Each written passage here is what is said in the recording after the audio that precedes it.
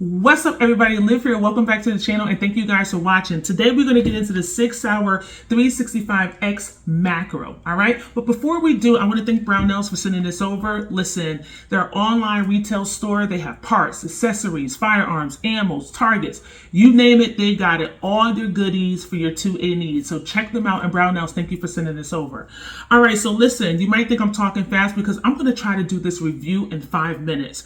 Based on editing or so, I might go over a little bit, but let's see if we can get into it and do it.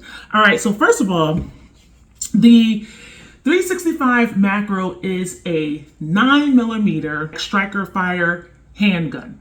Now, this is special because this comes with a longer grip and it holds 17 round mags. If you live in a free state, if you're in a restricted state, then you have to get the 10 round mags, etc., etc. I like this firearm because it also comes with the integrated compensator that you can see on the top. Now, the barrel is about 3.1 inches, but the slide is a little longer. So as you can see, the barrel is recessed into the slide. It comes with your X-Ray 3 night sights, and I love these sights because they have the blacked out rear with the green front post, and of course it has tritium in each of the sights. Okay, they are night sights as well, and they just work. They're very solid, they're clean, and I like that the rear sight kind of has like a ledge where if you needed to rack it off your boot or rack it off a tree bark, a chair, your belt, what have you, you're able to do one-hand manipulations on that.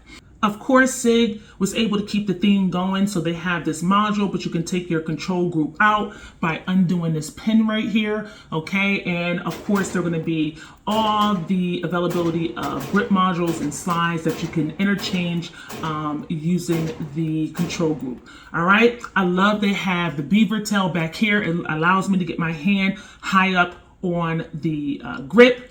Also, it has the undercut, which also assists with getting my hand really high.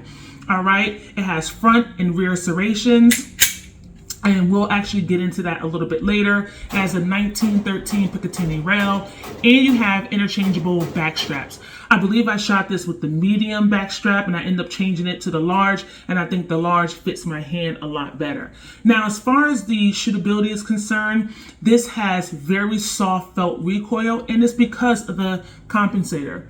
Now, states like Connecticut, we can't have compensators on pistols unless it's like a pre-ban, and that's a whole other thing. But in general, we can't have comps on a barrel. But because this is integrated into the slide, this works really well. I like that it's able to keep this front sight down, and it's less aggressive recoil when you're rapid shooting. Okay, so it feels really good.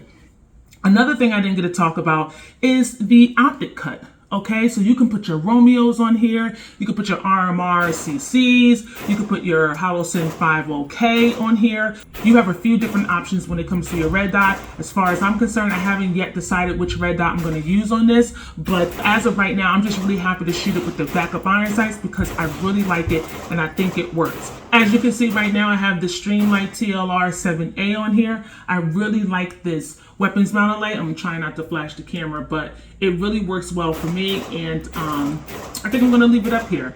All right, last thing, trigger. All right, so let's get into it.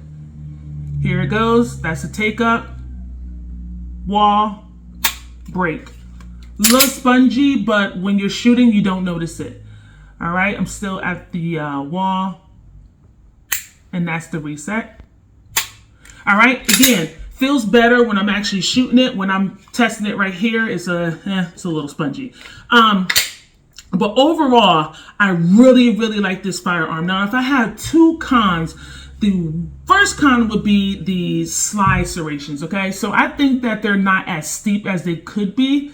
All right, I feel like if your hands are greasy or muddy, bloody, whatever, they are, they're a little difficult to actuate for me. I like something a little more steep, and my hands stay lotioned, so I like something that's going to, something that's going to be a little steeper, so I can really grab onto those serrations. That's number one. Number two, the price.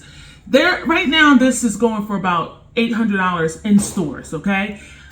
Little pricey, $700 maybe, $675 in the stores, maybe.